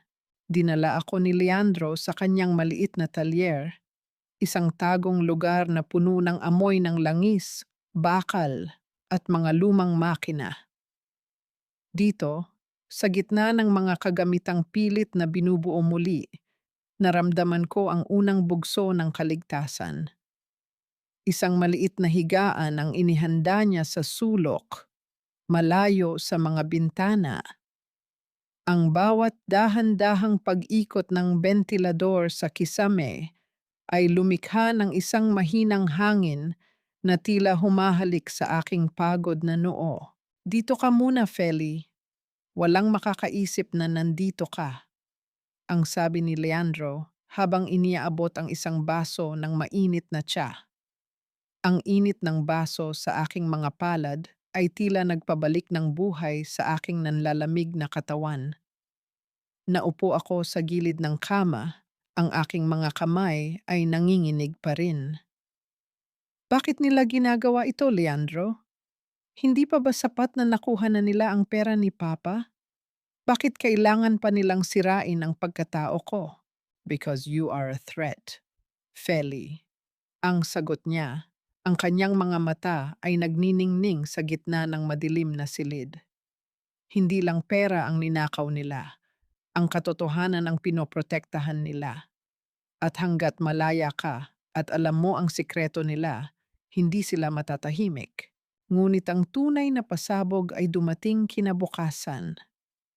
Habang nakaupo ako sa talyer, dahan-dahang bumukas ang lumang radyo sa tabi ng lamesa ni Leandro. Ang boses ni Doña Brigida ay dahan-dahang lumutang sa himpapawid, puno ng huwad na lungkot at pag-aalala na tila isang pelikulang dahan-dahang ipinapalabas para sa buong bayan. Nanawagan po ako sa publiko. Ang tinig ni Brigida, ang bawat salita ay binibigkas ng may bigat na tila isang sumpa. Ang aking manugang na si Felicidad ay nawawala. Siya po ay may malubhang karamdaman sa pag-iisip, isang obsesyon na nakuha niya mula sa kanyang yumaong ama. Natatakot po kami para sa kanyang kaligtasan.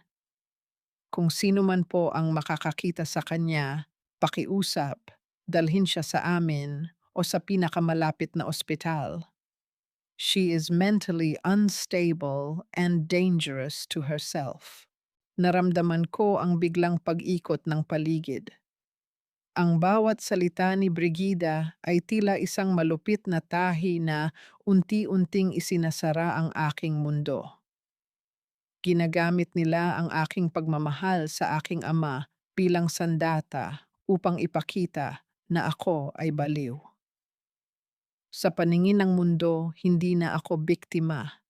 Ako ay isang babaeng nawawala sa sariling katinuan na kailangang ikulong. Ang dahan-dahang pagpatak ng aking luha sa ibabaw ng lamesang bakal ay tila isang tahimik na panunumpa. Ang bawat insulto, ang bawat kasinungalingan, at ang bawat sakit na idinulot nila ay nagsisilbi ng mitya para sa isang bagong Feli. Ang babaeng nanginginig sa takot ay dahan-dahang namamatay at sa kanyang lugar ay isinisilang ang isang babaeng wala ng takot na mawalan ng anuman dahil kinuha na nila ang lahat. Paano ako lalaban sa isang pamilyang ang kapangyarihan ay abot hanggang sa bawat radyo at pahayagan? Habang nakatitig ako sa aking mga palad na puno ng mga pilat mula sa pananahi, naramdaman ko ang isang matalim na determinasyon. Maaring ako ay baliw sa kanilang paningin, ngunit ang kabaliwan na ito ang magsisilbing gabay ko upang sirain ang kanilang imperyo. Sa gitna ng talyer na ito, sisimulan ko ang huling obra ng aking buhay. Isang obra ng katarungan na hindi nila kailanman malilimutan. Sa loob ng talyer ni Leandro, kung saan ang amoy ng kinakalawang na bakal ay humahalo sa bango ng bagong tinitimplang kape, doon ko natagpuan ang isang uri ng katahimikang matagal nang ipinagkait sa akin. Ang bawat mahinang ugong ng makinang panahi na dahan-dahang pinapaandar ng aking mga paa ay tila isang ritmong nagbibigay ng buhay sa aking namamatay na pag-asa. Hindi ito ang marangyang makina sa butik ni Carmina. Ito ay isang lumang kagamitang puno ng langis at dumi, ngunit dito, bawat tahi ko ay malaya. Bawat pagtusok ng karayom sa tela ay tila isang matalim na sagot sa bawat kasinungalingang ipinakalat ni Doña Brigida tungkol sa aking katinuan. Huwag mong masyadong pagurin ang sarili mo, Feli. Ang banayad na paalala ni Leandro habang inilalapag niya ang isang tumpok ng mga lumang dokumento sa tabi ko. Ang liwanag mula sa bintana ay nagbibigay ng isang ginintuang kislap sa kanyang mga mata na sa sandaling iyon ay puno ng paghanga at malasakit. Ang katarungan ay hindi nakukuha sa isang gabi ng puyat. Hindi ito simpleng pagod, Leandro. Ang sagot ko, ang aking tinig ay mababa ngunit puno ng isang bagong tuklas na lakas. Ang bawat hibla ng telang ito ay bawat luhang pinigil ko. Ang bawat puntas na itinatahi ko rito ay bawat insultong kailangan kong ibalik sa kanila. Hindi lang ito gown, ito ang aking huling obra. Ito ang magiging saksi sa kanilang pagbagsak. Sa nakalipas na mga araw, hindi lamang ang pagtahi ang pinagkakaabalahan ko. Sa tulong ni Leandro, dahan-dahang nagtipon sa loob ng talyer ang mga taong tila naging mga multo na lamang ng bayan, mga magsasakang nawalan ng lupa, mga biyudang ninakawan ng pensyon, at mga maliliit na negosyanteng nilamon ng kasakiman ng mga ilustre. Ang bawat kwento nila ay tila isang patak ng langis na lalong nagpapalagablab sa apoy ng aking determinasyon.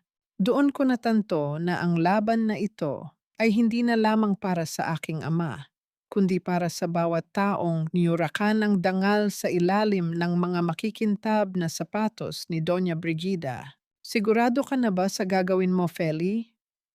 Ang tanong ni Leandro, ang kanyang kamay ay dahan-dahang dumampi sa aking balikat. Isang haplos na nagbibigay ng init sa gitna ng malamig na simoy ng hangin sa talyer. Kapag lumabas ka sa araw na iyon, wala nang balikan. Ituturing ka nilang baliw, gaya ng sinasabi nila sa radyo. Hinarap ko siya. Ang aking mga mata ay nagniningning sa gitna ng kadiliman ng silid. Mas mabuting mamatay na lumalaban para sa katotohanan kaysa mabuhay na isang alipin ng kanilang kasinungalingan. Leandro, ang gown of justice na ito ay gawa sa mga pira-pirasong tela na itinapon ni Carmina. Gaya ng buhay ko, binuo ko ito mula sa mga guho. Isang dahan-dahang pag-ungol ng radyo sa sulok ang bumasag sa aming pag-uusap.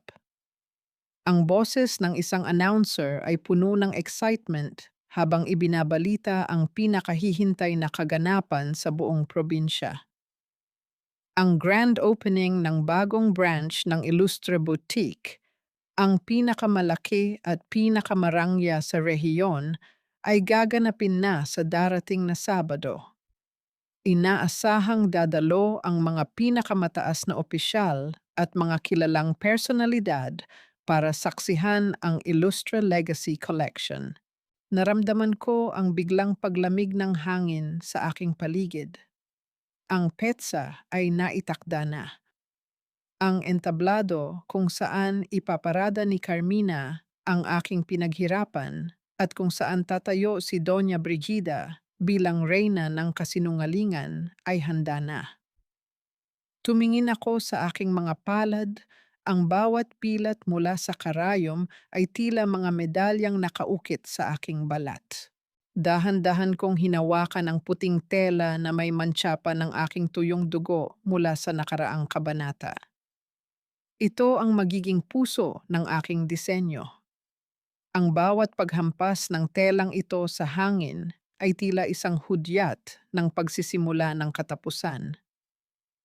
Sa bawat segundo ng katahimikang lumilipas, nararamdaman ko ang pagbigat ng tensyon, tila isang string ng gitara na dahan-dahang hinihigpitan hanggang sa punto ng pagkaputol. Sabado, ang bulong ko, ang bawat pantig ay tila isang pangakong binibitiwan sa harap ng langit. Sa araw na iyon, muling isisilang ang pangalan ng aking ama. Sa araw na iyon, matatanto nila na ang isang hamak na mananahi ay may kakayahang bumuo ng isang bukas na kailanman ay hindi nila kayang nakawin. Habang nakatingin ako sa labas ng bintana, kung saan ang dilim ay unti-unting nilalamon ng bukang liwayway, isang matalim na katanungan ang naiwan sa aking isipan. Magagawa ko bang harapin ang buong pamilya ilustre ng mag-isa sa harap ng maraming tao? O ang bawat hakbang ko patungo sa kanilang kuta ay magsisilbi lamang na mitya para sa aking sariling pagkawasak? Ang orasan ay dahan-dahang tumatakbo. Bawat tunog ng mekanismo nito ay tila isang bilang ng natitirang oras bago ang huling paghaharap. Ang gabi ng pagbubukas ng bagong butik ni Carmina ay balot ng isang nakalululang karangyaan kung saan ang bawat sulok ay kumikinang sa ilalim ng mga dambuhalang chandelier na tila mga nakabiting brilyante. Ang amoy ng mamahaling pabango at ang halimuyak ng mga sariwang bulaklak ay humahalo sa amoy ng tila walang katapusang agos ng alak. Ang tawanan ng mga socialite at ang mahinang bulungan ng mga maimpluwensyang tao ay tila isang ritual ng pagpupuri sa kapangyarihan ng mga ilustre. Sa gitna ng entablado, nakatayo si Doña Brigida, suot ang kanyang pinakamagandang terno at ang kanyang huwad ng ngiti, habang si Carmina ay buong pagmamalaking ipinapakita ang koleksyong ninakaw niya mula sa aking mga pangarap. Sa labas ng malalaking pintong salamin, naramdaman ko ang malamig na simoy ng hangin na humahalik sa aking balat. Suot ko ang aking gown of justice, isang puting obra na binuo ko mula sa mga pira-pirasong sutla na itinapon nila, na may mga burang tila mga pilat na dahan-dahang naghihilom. Ang bawat hakbang ko sa pulang alpombra ay walang nililikhang tunog, ngunit ang bawat tibok ng aking puso ay tila isang dambuhalang tambol na nagpapahayag ng aking pagdating. Sa tabi ko, nakatayo si Leandro. Ang kanyang presensya ay tila isang matibay na haligi na nagbibigay sa akin ng lakas upang harapin ang dambuhala sa loob. Nang dahan-dahan kong itulak ang pintong salamin, ang ingay sa loob ay tila isang biglang huminto. Ang bawat baso ng alak na kanina ay itinataas para sa isang toast ay nanatili sa hangin at ang bawat mata ay nakatuon sa aking direksyon. Ang puting gown na aking suot ay tila naglalabas ng sarili nitong liwanag, isang liwanag na hindi galing sa kuryente kundi sa matalas na katotohanan. Feli, ang gulat na bulong ni Mon na halos hindi makapaniwala sa kanyang nakikita. Humakbang siya papalapit. Ang kanyang mukha ay puno ng takot at pagkalito. "What are you doing here?" Sabi ni Mommy. Sabi niya ay nawawala ka sa sarili mo. Isang mapait na ngiti ang dahan-dahang gumuhit sa aking mga labi. Hindi ako nawawala, Mon. Sa katunayan, ngayon ko lang nahanap ang sarili ko. Security! Ang sigaw ni Doña Brigida Ang kanyang boses ay tila isang matalim na kutsilyo na bumasag sa katahimikan. Ang kanyang mukha ay namula sa galit habang itinuturo ako. Ilabas ang babaeng iyan. She is mentally unstable. Huwag ninyong hayaang sirain ng isang baliw ang pagtitipon na ito. Ngunit bago pa man makalapit ang mga bouncer, ang malaking projector sa gitna ng silid na ginamit kanina para sa mga fashion sketches ay biglang nag-iba ng kulay. Isang malabo ngunit malinaw na video ang dahan-dahang lumitaw sa screen. Doon, sa harap ng lahat ng bisita, ay napanood ang lihim na kuha sa loob ng opisina ni Brigida. Ang sandali kung saan dahan-dahan niyang kinuha ang asul na passbook mula sa aking gamit. Ang kanyang tawa habang pinag-uusapan ang pagnanakaw sa pamanang iniwan ng aking ama at ang paglagda ni Mon sa mga pekeng dokumento. Ang bawat salitang lumalabas sa video ay tila mga sampal sa mukha ng mga ilustre. Ang katahimikan sa loob ng butik ay tila naging isang masukal na gubat, kung saan ang bawat bulong ng mga panauhin ay tila mga nagkakagulong bubuyog. Nakita ko ang unti-unting pagguho ng maskara ni Doña Brigida. Ang kanyang panginginig ay hindi na maitago ng kanyang mga mamahaling alahas. Fake yan! Gawa-gawa lang yan ng isang baliw! Ang sigaw ni Carmina, ang kanyang boses ay nanginginig sa desperasyon. Ngunit wala nang nakikinig sa kanya. Ang mga tao ay nagsimulang lumayo sa kanila. Tila ba sila ay may dalang nakamamatay na sakit. Sa gitna ng kaguluhan, ang mga dambuhalang pintong salamin ay muling bumukas. Ang dahan-dahang pagpasok ng apat na lalaking nakauniporme, ang kanilang mga hakbang ay mabigat at puno ng awtoridad sa ibabaw ng makintab na sahig, ay nagpatahimik sa lahat. Ang bawat pagtama ng kanilang sapatos sa nara ay tila isang bilang ng natitirang sandali ng kalayaan para sa mga taong nasa harap ko. Doña Brigida Ilustre? Carmina Ilustre? Ang tanong ng punong opisyal, ang kanyang boses ay malamig at walang emosyon habang inilalabas ang isang opisyal na dokumento. Naramdaman ko ang mabilis na pagtibok ng aking puso. Ito na ang sandaling ipinagdasal ko. Ngunit nang dahan-dahang lumapit ang mga pulis, hindi sila tumungo sa direksyon ni Doña Brigida o ni Carmina. Ang kanilang mga mata ay nakatuon sa isang taong hindi ko inaasahan, isang taong kanina pa tahimik na nakatayo sa isang madilim na sulok ng silid. Bitbit ang isang bag na tila naglalaman ng mas marami pang sikreto. Sino ang taong ito na nagawang patahimikin pati ang mga pulis? At anong bagong pasabog ang dala niya na maaring bumago sa takbo ng aking paghihiganti? Ang katahimikan sa loob ng butik ay tila isang dambuhalang katedral na nawalan ng boses, kung saan ang bawat panauhin ay tila naging mga estatwa ng pagkamangha. Ang mga pulis ay hindi tumigil kay Doña Brigida, kundi dumiretso sa madilim na sulok kung saan nakatayo si Mr. Valdez, ang bank manager na matagal ng kasabwat ng mga ilustre. Ang dahan-dahang paglapat ng malamig na bakal sa kanyang mga pulso ay hindi narinig ng tainga, ngunit naramdaman ng lahat ang bigat ng katarungang dumating na. Sa takot na mabulok sa kulungan, ang boses ni Valdez ay nanginginig na bumulaga sa katahimikan. Inilalaglag ang bawat transaksyong ilegal na ipinagawa sa kanya ni Doña Brigida. Siya ang nag-utos sa akin. Ang lahat ng pirma ni Feli sa loob mismo ng mansyon ginawa habang pinapanood ni Mon. Ang sigaw ni Valdez, ang bawat salita niya ay tila mga huling pako sa kabaong ng reputasyon ng mga ilustre. Naramdaman ko ang biglang paglobo ng emosyon sa aking dibdib.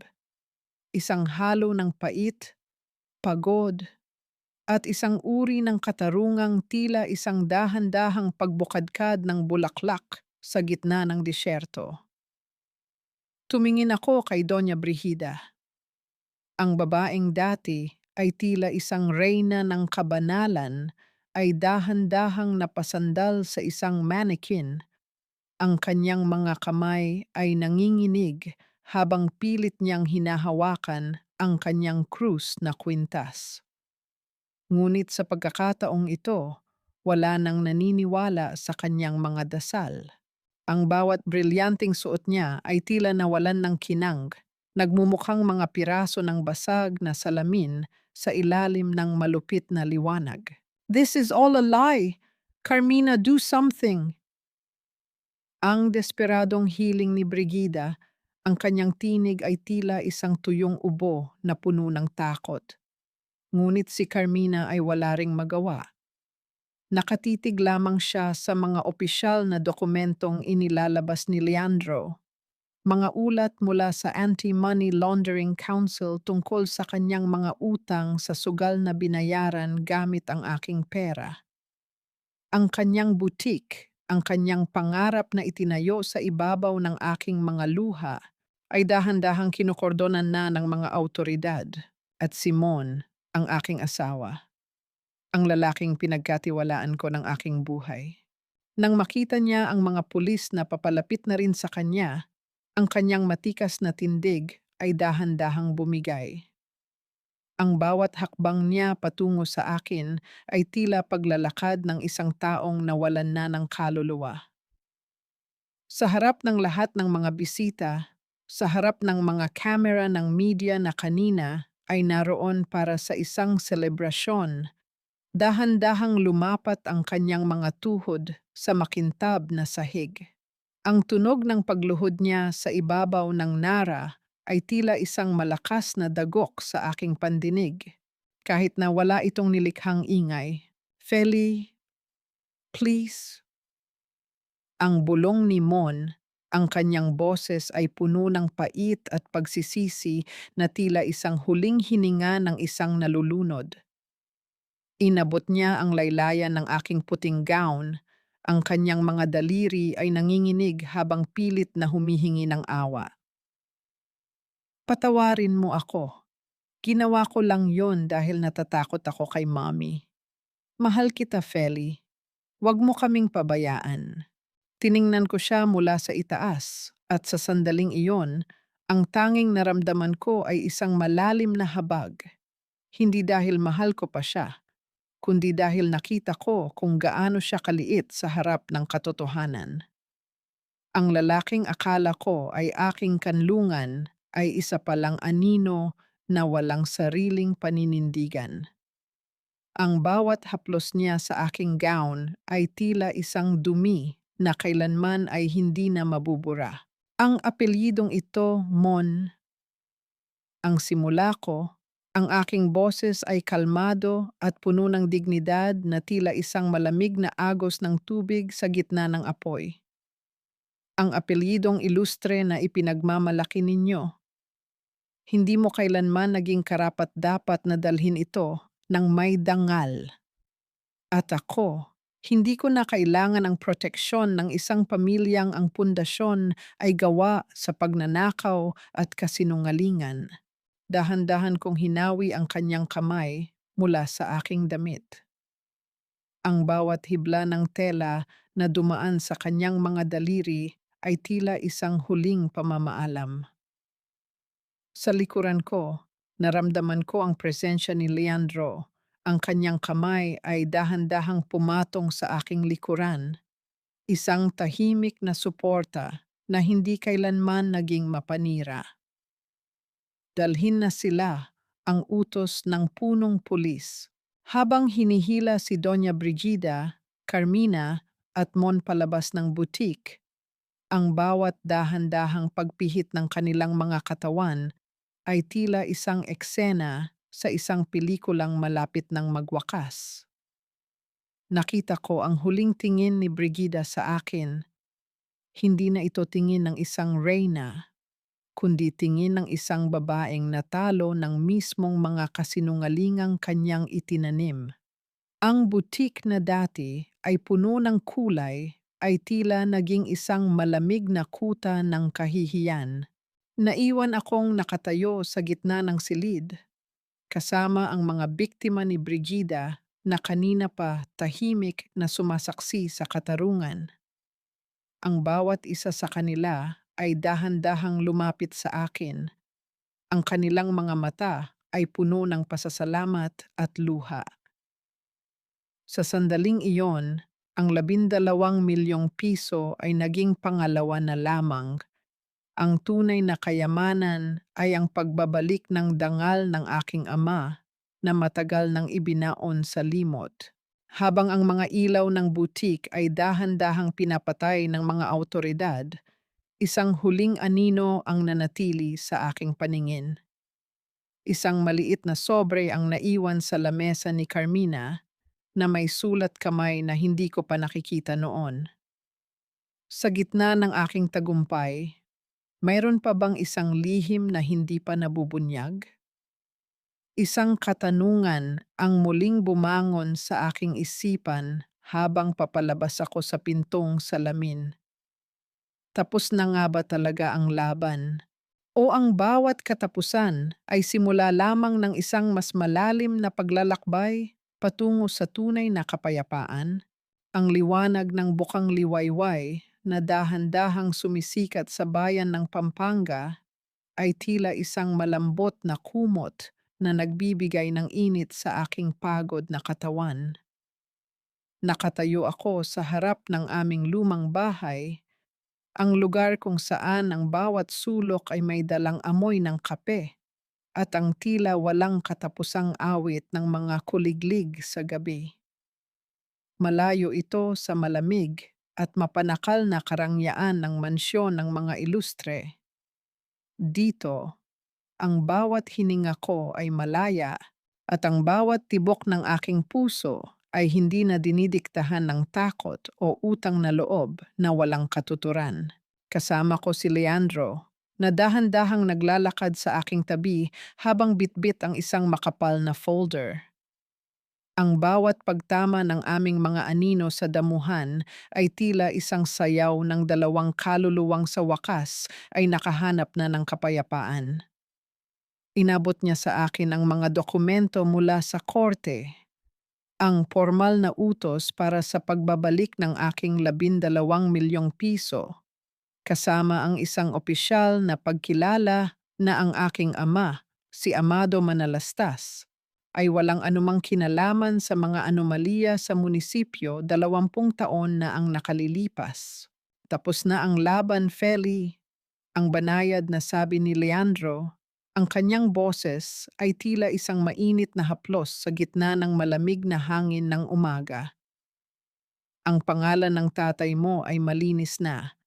Ang pera niya ay nasa mga kamay na muling magbibigay dito ng tunay na halaga. Tiningnan ko ang pera, hindi bilang isang paraan para bumili ng karangyaan, kundi bilang isang mitya para sa mas malalim na layunin. Sa loob ng ilang buwan, ang aming lumang bahay ay dahan-dahang binago. Hindi ito naging isang mansyon, naging isa itong kanlungan. Ang bawat dahan-dahang pag-unggol ng pinto sa pagbubukas nito ay tila isang paanyaya para sa mga taong gaya ko, mga mananahi na ninakawan ng talento at mga biktima ng kawalang katarungan na walang boses sa lipunan. Itinatag namin ang Manalastas Sewing and Legal Aid Center. Dito, ang bawat tahi ay may kalakip na dignidad at ang bawat hibla ng tela ay protektado ng batas. Isang hapon, habang nililinis ko ang lumang makinang panahi na ginamit ni Papa noon para kumpunihin ang aking mga damit, naramdaman ko ang isang kakaibang kapal sa likurang bahagi ng kahoy na pundasyon nito. Ang aking mga daliri ay dahan-dahang sumalat sa isang nakatagong siwang kung saan ang isang lumang sobre na kulay kape ay dahan-dahang lumabas. Ang bawat pagpunit ko sa sobre ay tila isang dahan-dahang pagbukas ng pinto patungo sa kailaliman ng puso ng aking ama. Sa loob ay may isang sulat. Ang mga letra ay medyo kupas na, ngunit malinaw pa rin ang bawat kurba ng kanyang panulat. Para sa aking mahal na felisidad, ang panimula ng sulat at sa sandaling iyon, naramdaman ko ang pagdaloy ng isang mainit na luha na dahan-dahang pumatak sa papel. Kung binabasa mo ito, marahil ay alam mo na ang lahat. Patawarin mo ako kung ang tanging naiwan ko sa iyo ay isang pasaning puno ng lihim. Ang 12 milyong piso ay hindi lang para sa iyong kinabukasan, kundi pambili ng iyong kalayaan sakaling subukan nilang ikulong ang iyong kaluluwa gaya ng ginawa nila sa akin. Huwag kang matatakot sa dilim, anak, dahil ang bawat tahi ng katarungan ay dahan-dahang bubuo sa isang bukas na puno ng liwanag. Mahal na mahal kita. Niyakap ko ang sulat sa aking dibdib habang ang dahan-dahang pag-ikot ng gulong ng makinang panahi sa aking tabi ay tila isang kumpas ng pagsang-ayon mula sa kabilang buhay. Ang bawat pagsisikap ko, ang bawat luhang pumatak sa butik ni Carmina, at ang bawat gabing puyat sa talyer ni Leandro ay nagkaroon na ng ganap na kahulugan. Ang aking ama ay hindi kailanman lumisan, nanatili siyang gabay sa bawat hibla ng aking paninindigan. Lumapit si Leandro sa aking likuran. Ang kanyang presensya ay tila isang matibay na bakod na nagpoprotekta sa aking kapayapaan. Dahan-dahan niyang ipinatong ang kanyang kamay sa aking balikat, isang tahimik na pangako na sa bagong kabanatang ito, hindi na ako maglalakad ng mag-isa. Tumingin ako sa malayo kung saan ang mga bagong tahi na gown sa loob ng aming center ay dahan-dahang humahampas sa hangin tila mga bandila ng tagumpay. Ang pamilya ilustre ay naging isang malabo na lamang na alaala ng isang bagyong nagdaan, isang paalala na ang ginto ay kumukupas, ngunit ang dangal na binuo sa katotohanan ay mananatiling makinang magpakailanman. Habang dahan-dahang lumulubog ang araw at nagbibigay ng kulay kahel sa buong paligid, naramdaman ko ang isang malalim at tunay na ligaya. Ang bawat sugat sa aking mga daliri ay naghilom na. Naiiwan na lamang ang mga pilat na magsisilbing mapa ng aking paglalakbay mula sa kadiliman patungo sa isang bukas na wala ng tanikala. Ang hapon sa bayan ng Pampanga ay dahan-dahang nababalot ng kulay rosas at lila na kalangitan, isang tanawing tila isang dambuhalang painting na nagbibigay ng basbas sa katahimikan ng paligid. Sa loob ng Manalastas Sewing and Legal Aid Center, ang bango ng sariwang kape at ang amoy ng bagong gupit na tela ay humahalo sa banayad na hangin na pumapasok mula sa malalaking bintana. Ang dating luma at madilim na bahay ni Papa ay naging isang buhay na monumento ng pag-asa. Ang bawat dahan-dahang pag-ikot ng mga gulong ng makinang panahi sa loob ng silid ay hindi natunog ng pagkaalipin, kundi isang maayos na ritmong nagpapahayag ng kalayaan at dignidad para sa bawat babaeng narito. Nakatayo ako sa harap ng isang bagong disenyong gown, dahan-dahang inaayos ang mga huling puntas sa balikat nito. Ang bawat pagpisil ko sa tela ay puno ng pag-iingat. Tila ba bawat hibla nito ay may sariling kwento ng pagbangon. Wala na ang panginginig ng aking mga kamay. Ang nananatili na lamang ay ang katatagan ng isang babaeng dumaan sa apoy at lumabas na may ningning ng ginto. Masyado ka na namang nakatitig sa gawa mo, Feli. You should rest. Kanina pa tapos ang office hours natin. Ang banayad na tinig ni Leandro ay dahan-dahang bumasag sa aking malalim na pag-iisip. Naramdaman ko ang kanyang paglapit, Ang kanyang mga hakbang sa sahig ay puno ng kasiguruhan. Huminto siya sa aking likuran at dahan-dahang ipinatong ang kanyang mga kamay sa aking mga balikat. Ang init ng kanyang palad ay tila isang angkla na nagpapanatili sa akin sa kasalukuyan, isang kasalukuyang wala ng takot at puno ng pagmamahal. Iniisip ko lang si Papa, Leandro, ang sagot ko habang dahan-dahang sumasandal sa kanyang dibdib. Sana nakikita niya ito. Sana alam niyang ang 12 milyong pangarap niya ay naging libo-libong pagkakataon para sa iba. Nakikita niya tayo, Feli. I'm sure of that. Ang bulong ni Leandro, ang kanyang hininga, ay dahan-dahang humahaplos sa aking buhok. And he would be so proud of the woman you've become. Hindi ka lang naging mananahi ng damit, naging mananahi ka rin ng mga nadurog na pangarap.